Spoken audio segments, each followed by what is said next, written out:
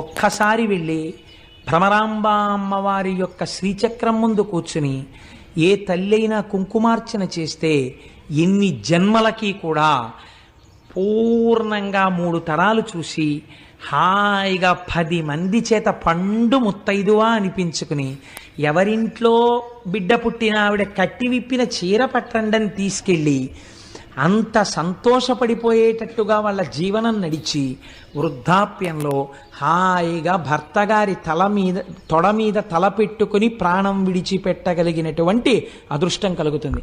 దీనికి నేను మీకు ఒక ఉదాహరణ చెప్తాను. మీకు జ్ఞాపకం ఉందో లేదో, నేను భాగవతం చెప్పే రోజులలో ములుగు హనుమంతరావు గారిని హైదరాబాద్ నుంచి ఒక మహానుభావుడు ఇక్కడికి వచ్చారు. వారి భార్య గారికి క్యాన్సర్ వచ్చింది. క్యాన్సర్ వచ్చి హాస్పిటల్లో పెట్టి రేడియం ట్రీట్మెంట్ ఇచ్చారు. రేడియం ట్రీట్మెంట్ ఇస్తే ఆ తల్లి చాలా శోషించిపోయారు. ఆవిడ పేరు కూడా గిరిజాదేవి.